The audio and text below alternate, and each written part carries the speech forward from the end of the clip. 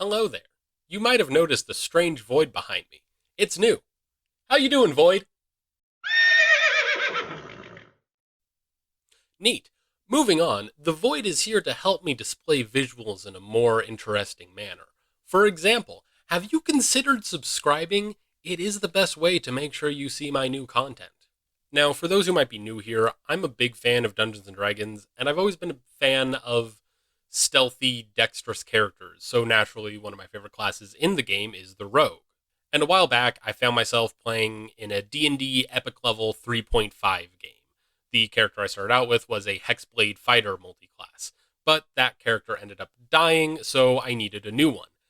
How does a character end up dying in an Epic Level campaign? That's a story for another time.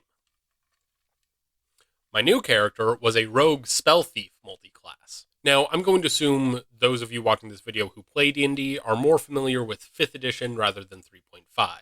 See, 3.5 didn't have subclasses. There were prestige classes, which required you to take a certain number of levels in certain classes before you could take the prestige class, but otherwise there was just a whole list of classes that were often variations on the ones you would find in the player's handbook. The Spellthief is one of these classes, first being published in the Complete Adventurer sourcebook. And the class is similar to a rogue. It gets things like trap finding and sneak attack, but what makes it unique is the ability to steal spells from a target of its sneak attack, assuming the target is a spellcaster. And I think the concept of a Spellthief is really cool, and I would love to play one in 5e, but one doesn't exist. So, I'm going to make my own adaptation of the Spellthief for 5e. First is understanding what it is a Spellthief can do in 3.5. I'm not going to cover every ability the class gets because that would get kind of boring and tedious, but I am going to try to cover what I think are the main abilities that make the Spellthief. Starting with the obvious is the Steal Spell ability. This allows a Spellthief to forgo dealing part of their sneak attack damage in order to steal a spell from their target. Forgoing sneak attack damage is something that a lot of Spellthief abilities do, with the more powerful abilities forgoing a larger chunk of the damage. At first, spell thieves are restricted to lower level spells, but as they get more powerful themselves, they can steal more and more powerful spells, all the way up to 9th level. And once a spell is stolen, they can then cast that spell as if made by the original caster, or they can use the stolen spell energy to cast a spell of their own, since spell thieves are also spellcasters. The next ability I want to cover is the Absorb Spell ability. If a Spellthief makes a successful saving throw against a spell that targets them, they can choose to absorb the spell for later use, as if by the Steal Spell ability. Once they make a successful check, they can absorb the spell, otherwise the spell will just have its normal effects. These next two I'm grouping together because my brain associates them together for some reason, and they're also not being included in my adaptation, so I'm just going to lightly cover them for posterity. First is the Steal Spell Effect ability. This allows a Spellthief to steal an active spell effect from a target of their sneak attack. And next is the Steal Spell-like ability feature, which allows a Spellthief to steal a spell-like ability.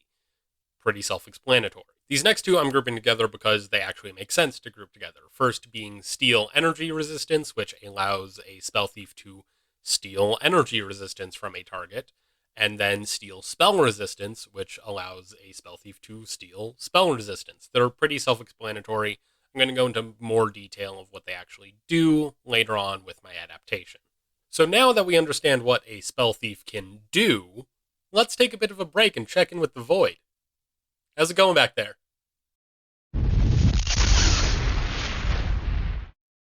That's mildly concerning. Moving on, it's time to start adapting these abilities for 5th edition.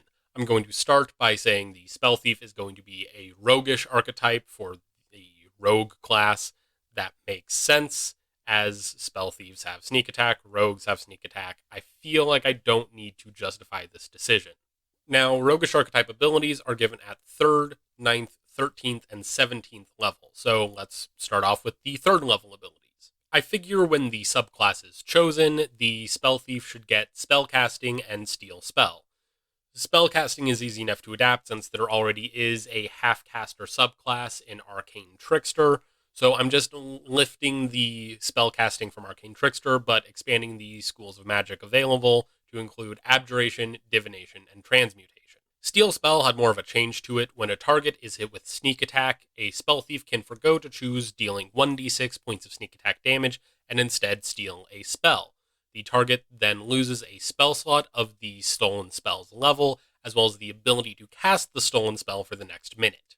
And naturally, a Spellthief is limited in the number of spells that can have stolen at any given time.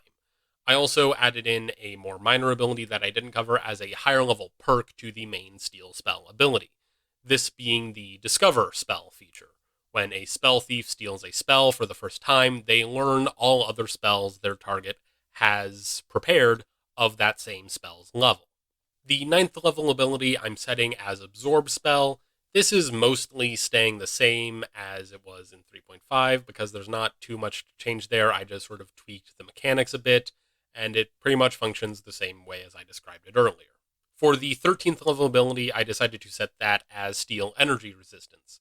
When a Spellthief hits with a Sneak Attack, they can forgo dealing 2d6 points of Sneak Attack damage and steal a target's energy resistance, being either acid, cold, fire, lightning, or thunder.